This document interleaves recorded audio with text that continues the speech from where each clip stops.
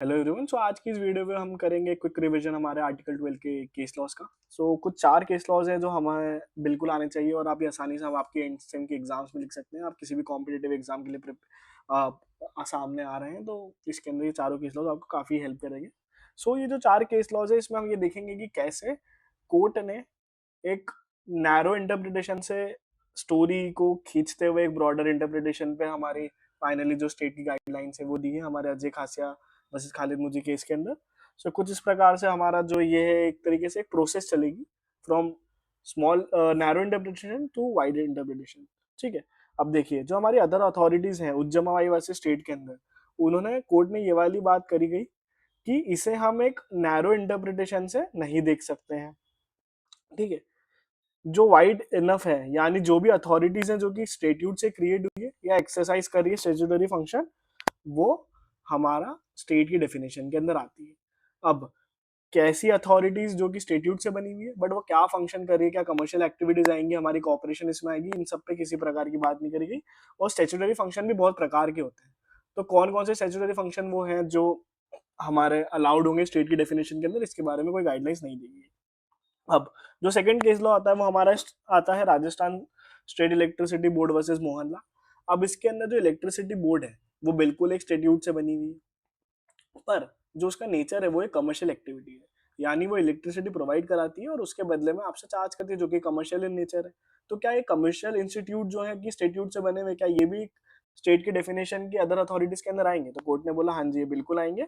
और इसके अंदर ये वाली बात बताई गई कि जो भी कमर्शियल एक्टिविटीज हो रही है जो कि स्टेचुटरी अथॉरिटी के हिसाब से हो रही है, एक स्टेचुटरी अथॉरिटी कर रही है, कमर्शियल एक्टिविटीज कर रही है जिसका पब्लिक इन्वॉल्वमेंट है, तो वो कमर्शियल एक्टिविटीज के अंदर आपकी आएंगी। फिर जो नेक्स्ट केस लॉ आता है हमारे पास वो है सुखदेव सिंह वर्सेस भगत राम। अब इसके अंदर कुछ स्टेचुटरी कॉपरेशन है, यानी ये इंस्ट्रूमेंटल है जो एजेंसीज ऑफ गवर्नमेंट की है, जो कि एक तरीके से एक अलग ही बिजनेस एंटिटी है और ये एक सेपरेट लीगल एंटिटी के अंदर आती है। बट ये कि बस ये सब बेसिकली गवर्नमेंट बेस्ड इंस्टीट्यूट है जिसकी ओनरशिप हमारी गवर्नमेंट के पास है। तो O N G C, L I C, I F C, क्या ये स्टेट के अंदर डेफिनेशन के अंदर आती है? तो कोर्ट ने वाली बात बोली कि हाँ ये भी एक स्टेचुटरी कॉपरेशन जो है वो अथॉरिटीज के अंदर आएगी हमारी आर्टिकल 12 के अंदर। इसका आइडिया क्या था कि वो फंक्शन कर रही है as an instrumentality and agency of the government, despite उनकी एक लीगल खुद की पर्सनालिटी है, बट स्टिल ये एजेंसीज है हमारी गवर्नमेंट की। हेंस ये सेक्शन हमारे सॉरी आर्टिकल 12 की डेफिनेशन के इसके अंडर आएगी।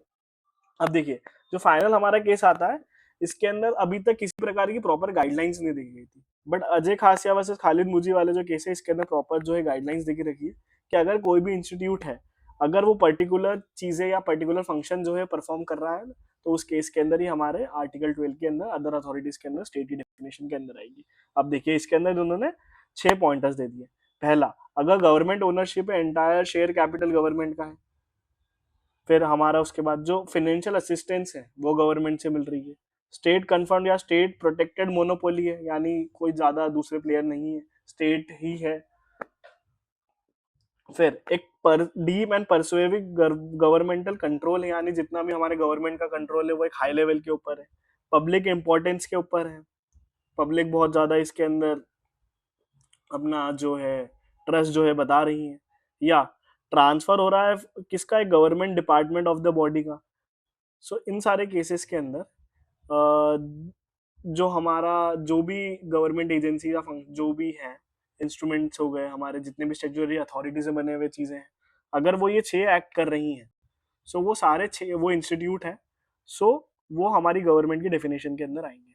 तो कुछ इस प्रकार से ये 4 केस लॉज जो हैं हमारे हो गए।